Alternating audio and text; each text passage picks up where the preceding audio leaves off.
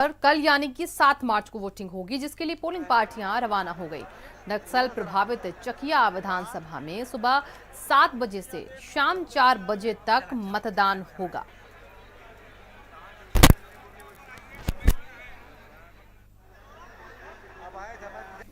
जनपद चंदौली में 7वें चरण में कल 7 मार्च को मतदान होगा, जिसके लिए आज 6 मार्च को नवीन मंडी से पोलिंग पार्टियों की रवानगी की जा रही है। प्रातः 7 बजे से मतदान प्रारंभ होगा और 4 बजे क्लोजिंग है और इस तरह से 2 घंटे का समय कम किया गया है। साथ ही वहाँ पर अतिरिक्त पैरामिलिट्री फोर्स और पुलिस बल तैनात है।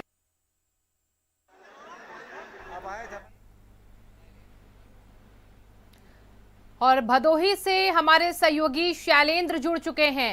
शैलेंद्र, भदोही में पोलिंग पार्टियां सारी रवाना हो चुकी हैं, क्या तस्वीर है वहां पर आज?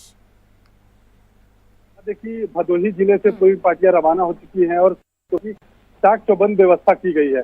आपको साथ ही साथ ये भी बताना चाहेंगे कि 1375 पोलिंग बूथ बनाए गए हैं, जहां पर वेबकास्टिंग की व्यवस्था भी की गई है, जिसमें 60% जगहों पर वेबकास्टिंग की व्यवस्था की गई है। और प्रशासन इस बार संवेदनशील बूथों पर और असंवेदनशील बूथों पर भी एकदम नजर गड़ाए हुए है कि किसी प्रकार की भी कोई लापरवाही न होने पाए। साथ ही साथ ये भी किया जा रहा है कि किसी भी मतदेय स्थल पर गड़बड़ी की अगर संभावना होती है तो उस पर कार्रवाई की जाएगी। बिल्कुल। और देखिए, पवन का रुख करेंगे, वहां पर क्या तस्वीर है जहां पर पवन मौजूद है? पवन, वहां से पोलिंग पार्टियों की क्या तस्वीर है? आपसे बता दें कि 7वें और अंतिम चरण के लिए सुबह से ही पोलिंग पार्टियां रवाना की जा रही हैं। जो जिले के वरिष्ठ अधिकारी हैं, डीएम हो जाएं, एसपी हो जाएं, यहाँ तक कि मंडलायुक्त और आईजी स्तर के भी अधिकारी सुबह से ही निरीक्षण कर रहे हैं। और जो पोलिंग पार्टियां हैं उनको जो उनका सामान है, जो मतदाता के लिए सामान है, उसको लेकर के पोलिंग पार्टियों को समय से रवाना किया जा रहा है। बात करें जनपद में तो 1336 मतदान केंद्रों पे तकरीबन 2268 पोलिंग बूथ बनाए गए हैं, जहां पे कल सुबह 7 बजे से मतदान शुरू होगा। यहाँ पे चूँकि कुछ जनपद का जो कुछ इलाका है वो नक्सल प्रभावित क्षेत्र भी है, तो उसको देखते हुए अर्धसैनिक बलों की एक्स्ट्रा फोर्स भी लगाई गई है। और अब बनारस चलेंगे, वहां से हमारे सहयोगी रोहित जुड़ चुके हैं। रोहित, बनारस में भी कल चुनाव है और ऐसे में वहां पर आज प्रशासन किस तरीके से तैयार दिखा है? देखिए, प्रशासन की जो है खासकर सिक्योरिटी सुरक्षा व्यवस्था पुलिसिंग की यदि बात करें, पूरी तरीके से मुस्तैद किया गया है। आज से ही पोलिंग जो पार्टियां हैं उनको तो रवाना किया ही जा रहा, साथ साथ जो सुरक्षा कर्मी है उनको अर्धसैनिक बलों के जवान, पैरामिलिट्री फोर्स भी जो अतिरिक्त रिजर्व में रखी गई उसको भी डिप्लॉयड किया गया है। पुलिस की ड्यूटी भी जबरदस्त है और सारी तैयारियां जो कहा जाए जो नॉर्म्स की हैं वो लगभग पूरी कर ली गई हैं और अपने अपने मतदान केंद्रों पे लगभग सभी पार्टियां जो है पहुंच गई हैं और रात्रि विश्राम करेंगे और सुबह से ही मतदान की प्रक्रिया सुचारू रूप से शुरू हो जाएगी। बिल्कुल रोहित, और देखिए कल सुबह 7 बजे से ही वोटिंग प्रक्रिया जो है वो शुरू हो जानी है। अलग अलग जगहों से देखिए, ग्राफिक्स के जरिए भी दिखा रहे हैं कि 7 मार्च को देखिए आखिरी चरण का चुनाव है और 9 जिलों की 54 सीटों पर कल वोटिंग होनी है। इसी के साथ आज पोलिंग पार्टियां रवाना। पूर्वांचल की 54 सीटें हैं जहां पर ये वोटिंग है और इसी के साथ आजमगढ़, मऊ, गाजीपुर में वोटिंग। और हमारे अलग अलग जगहों से सहयोगी जुड़े हुए हैं। मिर्जापुर से हमारे सहयोगी जुड़े हैं, वाराणसी से हमारे सहयोगी जुड़े हैं, भदोही से भी हमारे सहयोगी जुड़े हैं। और सबसे पहले चलेंगे भदोही, हम यहाँ पर शैलेंद्र का रुख करते हैं। शैलेंद्र, वहां पर जो बूथ बनाए गए हैं, कितनी संख्या में वहां पर बूथ इस वक्त बने हैं जहां पर पोलिंग पार्टियां आज पहुंची? 156 के आसपास के बूथ वहां पर बने हुए हैं। वहां पे सारी व्यवस्था चाक चौबंद है। पोलिंग पार्टियां रात्रि विश्राम के बाद वहां पर ये भी व्यवस्था देखेंगे कि किसी को किसी प्रकार की जो कार्मिक है वहां पे किसी प्रकार की दिक्कत ना आए। और जो वहां के लोकल लोग हैं वो भी जिलाधिकारी की तरफ से एक मुहिम चलाई जा रही है कि मतदान ज्यादा से ज्यादा हो। इस पर फोकस उन्होंने बहुत मेहनत करी है और मतदान को पूरी तरीके से निष्पक्ष मतदान कराने के लिए जिला अधिकारी और जिला निर्वाचन अधिकारी एकदम प्रेरित है। और मिर्जापुर का रुख करेंगे, पवन वहां से हमारे साथ जुड़े हैं। पवन, वहां पर किस तरीके से रिजर्व में पोलिंग पार्टियां हैं, कितनी वहां पर संख्या पोलिंग पार्टियों की, वेबकास्टिंग की वहां पर क्या व्यवस्था है?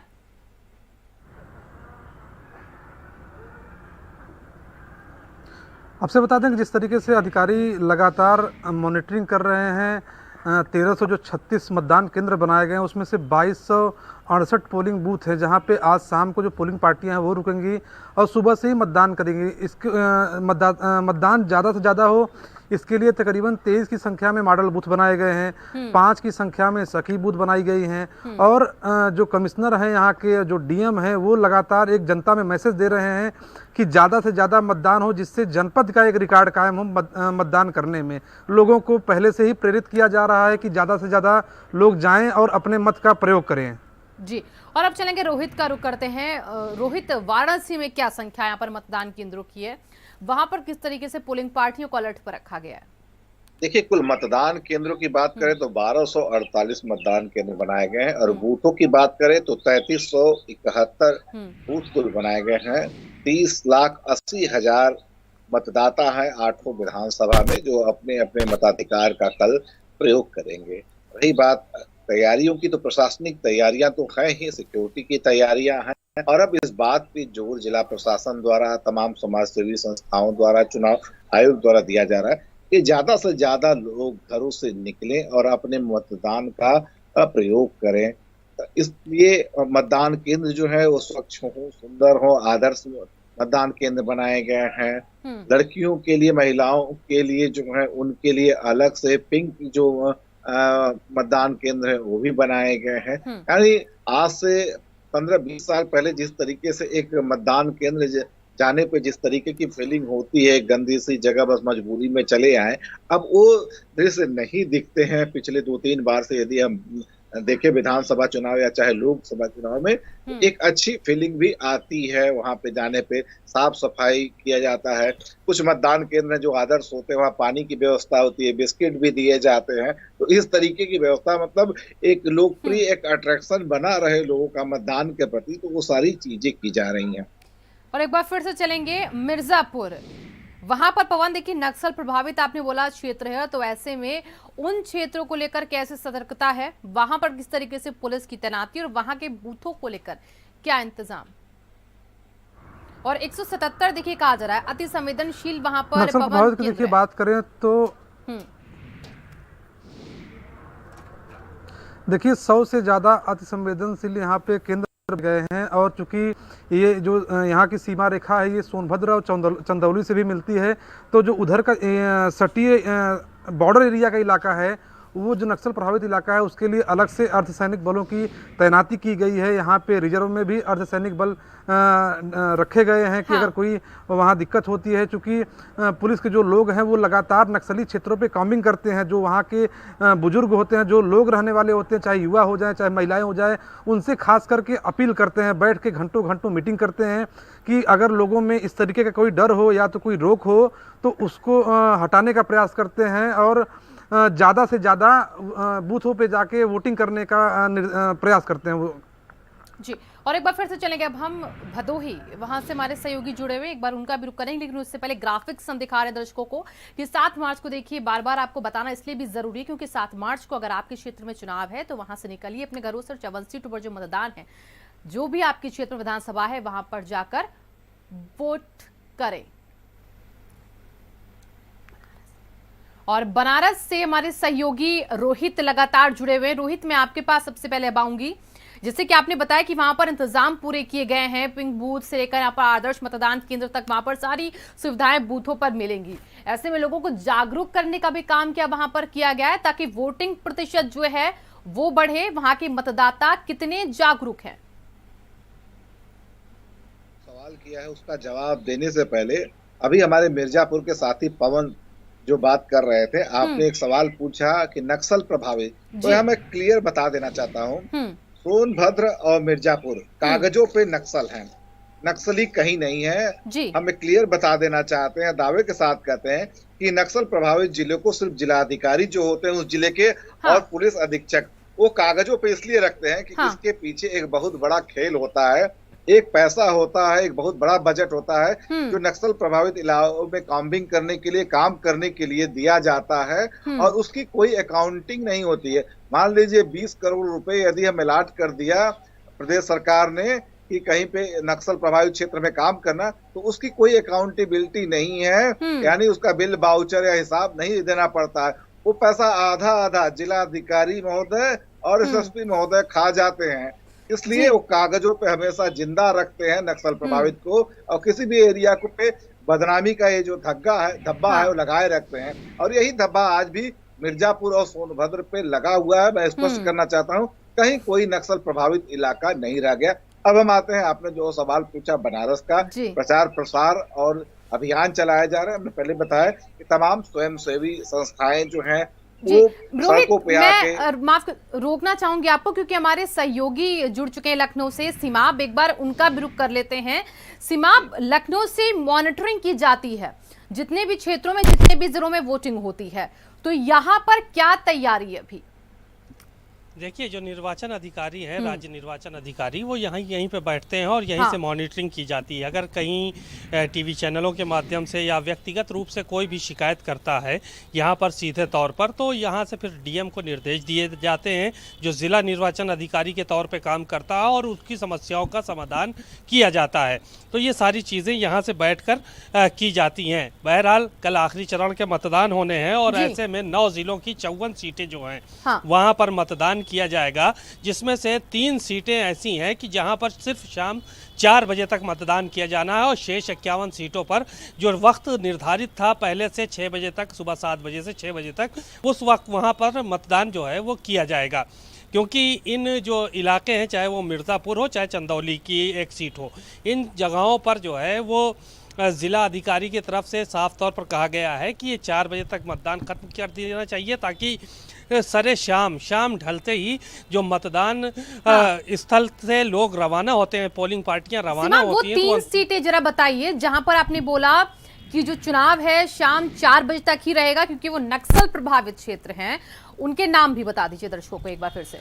देखिए, बिल्कुल आपको नाम बताएंगे। इसमें से चंदौली की जो एक चकिया सीट है और सोनभद्र की 2 सीटें हैं। इसमें रॉबर्टगंज है और दुधी है। ये 2 सीटें सोनभद्र की हैं और चंदौली की 1 सीट है चकिया। इन जगहों पर जो है वो 4 बजे तक मतदान किया जाएगा, और शेष जो 51 सीटें हैं उन सीटों पर जो है वो शाम में 6 बजे तक मतदान सुबह से 7 बजे से किया जाएगा। दरअसल मंतव्य ये है, मानना ये है वहाँ के पुलिस प्रशासन का और जिला अधिकारी का कि शाम 4 बजे अगर मतदान स्थल से मतदान जो है वो खत्म हो जाएगा तो शाम ढलते ढलते सभी जो ईवीएम मशीनें हैं वो अपने स्ट्रांग रूम तक पहुंच जाएंगी, वहां पर उनकी रखवाली की जा सकती है। और अगर शाम होते ही, चूंकि वो नक्सल प्रभावित एरिया है, तो किसी भी तरह की अनहोनी हो सकती है। इन सब बातों को जो है वो चर्चा आज की गई है। आज मुख्य यहाँ पे जो राज्य निर्वाचन अधिकारी हैं वो भी मौजूद रहे, अपर राज्य निर्वाचन अधिकारी हैं वो भी मौजूद रहे, तो तमाम बातें उन लोगों ने की हैं। बड़ी संख्या में वोटर हैं, 54 सीटें हैं, और सभी राजनीतिक दल इस आखिरी चरण में अपना दमखम लगाने के लिए प्रचार प्रसार कर चुके हैं। एक सवाल आपसे ये, मैं आपके पास ही वापस आती हूँ। जैसा कि आपने कहा 3 सीटें हैं नक्सल प्रभावित है, लेकिन हमारे सहयोगी भी रोहित ने इसको लेकर एक जानकारी दी है कि ये सिर्फ कागजों में है, क्योंकि इसको लेकर जो बजट होता है उसकी गिनती कागजों में नहीं होती है। सिर्फ इसीलिए दर्शाने के लिए, उस पैसे को लाने के लिए इन्हें नक्सल प्रभावित कह दिया जाता है। यहाँ पर नक्सल नाम की कोई चीज अभी बची ही नहीं है। क्या वाकई ऐसा है? देखिए, मध्य प्रदेश से सटे हुए ये इलाके हैं और जाहिर है कि वहां पर भले अभी नक्सल का जो है वो मामला ना हो जमीन पे, लेकिन कागजों में मामला अभी नक्सल प्रभावित एरिया के नाम से ही उसको जाना जाता है। और जो जिला अधिकारी हैं या पुलिस के वहाँ के कप्तान हैं, जब तक शासन की तरफ से उसको नक्सल मुक्त नहीं किया जा जाएगा, तब तक वो नक्सल क्षेत्र ही कहलाएगा। और जो नक्सलाइट इलाके रहे हैं वो शुरुआत से लेकर अभी तक, उनमें जो मतदान का टाइम रहा है वो 4 बजे तक रहा है, चाहे पिछले जो भी चुनाव उठा के देख लिए जाएं। तो जो लगी हुई सीटें हैं नक्सल प्रभावित इलाकों से, मध्य प्रदेश से लगी हुई सीटें हैं, उनमें ये व्यवस्था की गई है कि ज्यादा से ज्यादा लोग जो है वो वहां पे मतदान करने के लिए सुबह से लेकर 4 बजे तक पहुंचे। बहरहाल ये बहस का विषय नहीं है कि जमीन पे नक्सल प्रभावित एरिया है या नहीं है, ये तो बाद में सरकारों का काम है, प्रशासन का काम है। लेकिन जो महत्वपूर्ण जानकारी ये है वो ये है कि 4 बजे तक 3 सीटों पर लोग मतदान दें, जो कि बेहद जरूरी है लोकतंत्र के लिए और सभी चीजों के लिए। चलिए, बहुत बहुत शुक्रिया आप तीनों का फिलहाल तमाम जानकारियों के लिए। देखिए, कल चुनाव है, सुबह 7 बजे से देखिए वोटिंग होनी है और हमारे अलग अलग जगह से सहयोगी देखिए जुड़े जिन्होंने जानकारी दी किस तरीके से नक्सल प्रभावित क्षेत्र इसमें आते हैं, किस तरीके से वहां पर सुरक्षा के इंतजाम होंगे और बाकी जो 51 सीटें हैं वहां किस तरीके का समीकरण, किस तरह का हाल रहेगा कल दिन भर, वो कवरेज के जरिए हम आपको बताएंगे। तो पूर्वांचल की 54 सीटों को लेकर कल देखिए 7वां चरण तैयार है। सुबह 7 बजे से ही वोटिंग प्रक्रिया शुरू हो जाएगी और इसी के साथ शाम 6 बजे तक वोट पड़ेंगे।